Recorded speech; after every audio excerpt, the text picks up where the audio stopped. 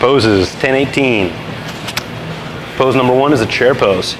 Your toes are touching and your heels are not touching. And as you slide down, let your knees fall forward and then wrap your hips under and together as your hands reach. The hand reaching is super important, especially for the exercises you have this month.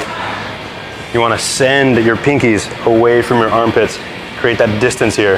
And that allows you to sink deeper, and that allows you to be taller and have nice relaxed neck, shoulder situation. So you're reaching, and your legs are working to stitch together as you chill down here. And then come down, slide one leg back, and end up here in a half kneeling plank position. And then fix it. See how rounded my back is? Fix it. I'm gonna get closer so you can see. So I got some distance between my feet, and now I can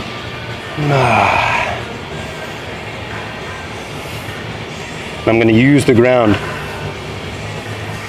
to allow my hips to kind of tilt back a little bit, like this. So I'm stretching the outsides and the bottom of this front leg. And now my spine can lengthen and my back can get a little bit more neutral. Still tough, I'm working on it.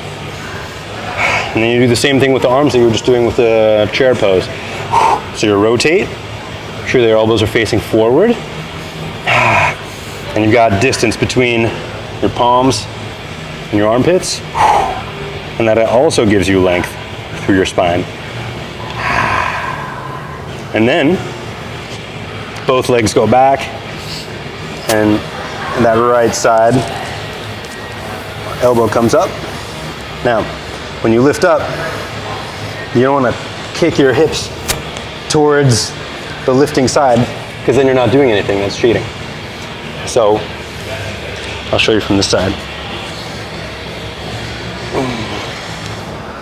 So you're here, and then work to slide that left hip back and away as your right elbow comes up. So they're working in opposition.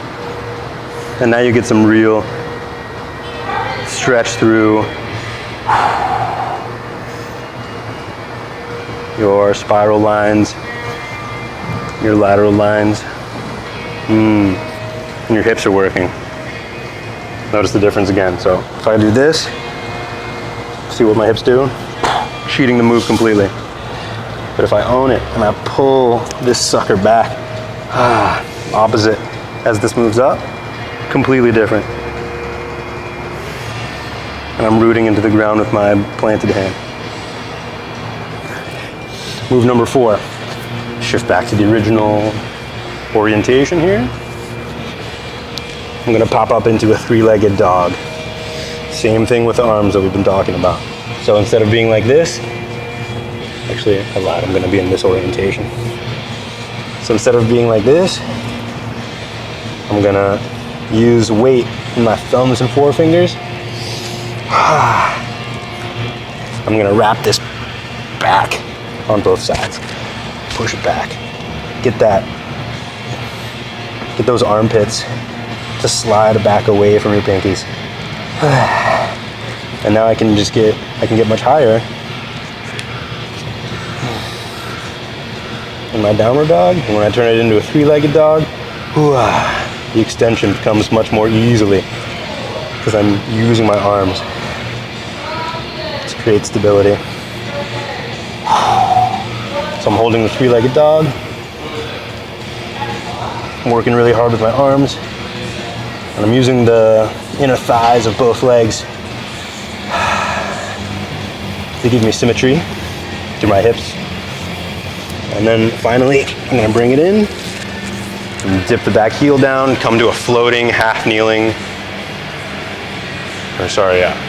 floating half kneel right here. I'm just gonna own it and make sure that I'm owning it and make sure that Instead of my weight being all like this, I'm shifting back.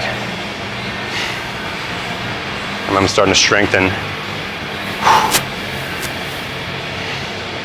my quadriceps on my back leg.